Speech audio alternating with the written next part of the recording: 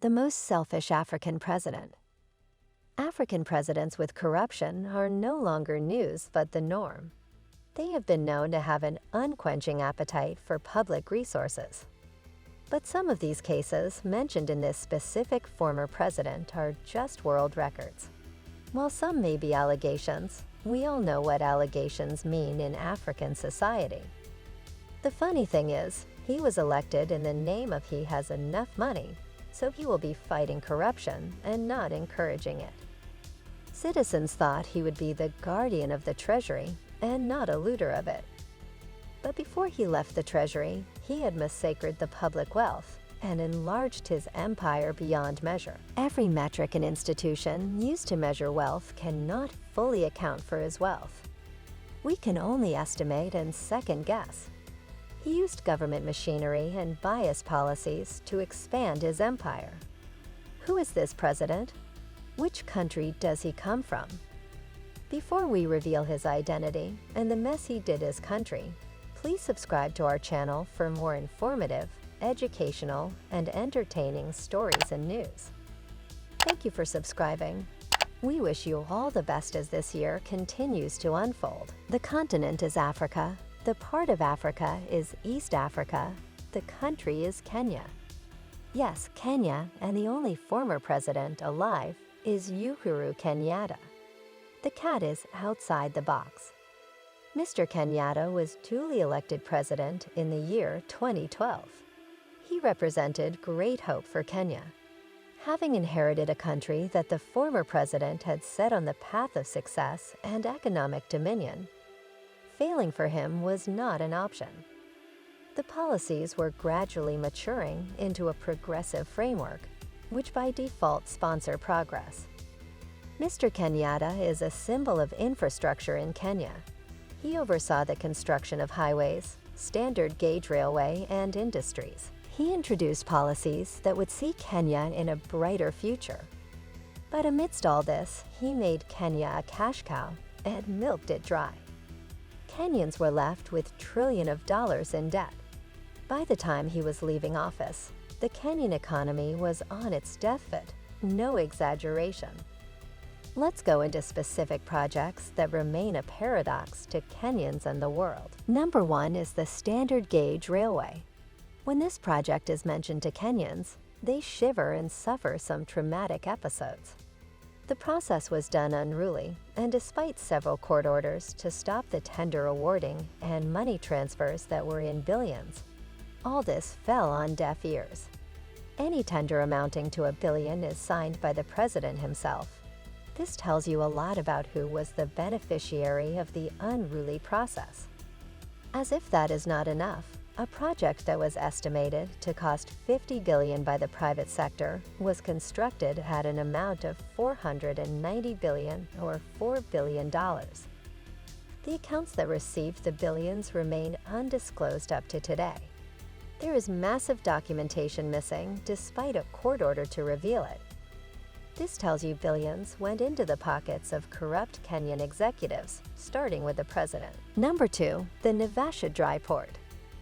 The standard gauge railway is said to extend from Nairobi to Naivasha. It has been termed as the railway to nowhere. Where is this nowhere? It is the land that belongs to the president and his kins.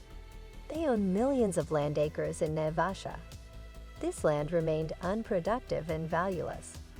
But the moment the railway touched this land, the land appreciated exponentially. But why misuse public resources to build a railway line to nowhere? This shows how selfish and biased the policy was in favor of the president. Number 3, Nairobi Expressway. This is a project that is aimed at decongesting the city. Maybe this was the agenda, but unfortunately, this project does not do that. Kenyans will be refunding this project for the next 27 years. But that is okay, since after that, this massive project will be fully owned by Kenyans. Unfortunately, in the next 27 years, there is no other project that can be carried out if it stands to be a competition to the expressway. This tells you that Nairobi's development, hands are tied as this road, must remain as a monopoly to maximize the cash out. This is an example of a PPP, or public-private partnership. Who do you think is the private investor in this project? Your guess is as good as mine. Number 4. The Eastern Bypass. This is a 27-kilometer road that was constructed at a cost of $1.3 billion per kilometer. Yes, $1.3 billion per kilometer. But that is okay so long as a highway is constructed. What many don't know is that that budget was meant for the expansion of Kangundo Road. After China refused to offer more cash to Kenya, the president decided to transfer the budget from Kangundo Road to Eastern Bypass, which would open up the northern city, which is a city the president's family is building. Another incidence of public funds biases. Number 5.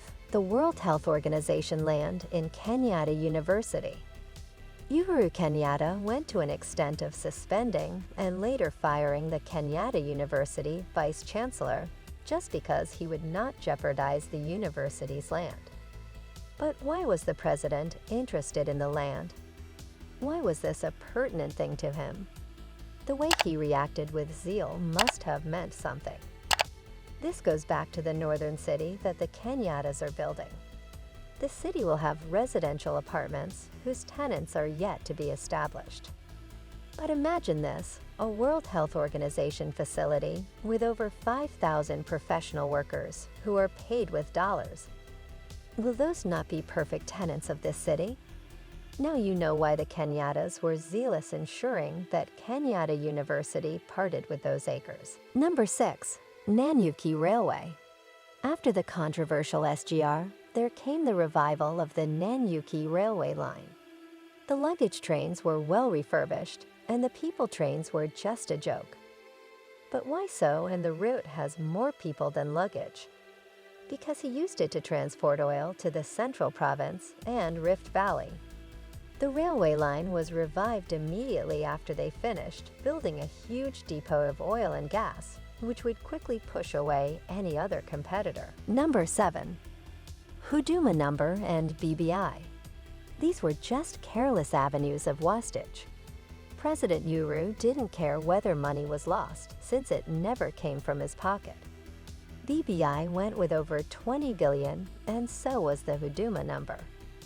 All these projects were selfish and meant to perpetuate his reign and supremacy through some proxy executive. Number 8. The Lamu Port. The Lamu Port was a multi-billion project that would put Kenya on the map of Africa as a transportation corridor. It would earn Kenya billions of dollars. Unfortunately, the port is alleged to have been shared among the president and his peers. Number 9. Cost of roads. While the most expensive road former President Kibaki built costed $640 million per kilometer, the most expensive road Uhuru built cost $2.4 billion per kilometer. Most roads that he did were inflated and did not represent the true cost. He boasts of having built the most roads, but the cost he used would have built even better and longer roads. This was another cash cow that sank Kenya unnecessarily into deeper debt holes. We hope this was informative and entertaining for you. Please subscribe, like, comment, and share our videos. This will go far in helping us make better videos. Until next time, keep twitting and achieving your dreams. Don't let anything put you down. Bye for now.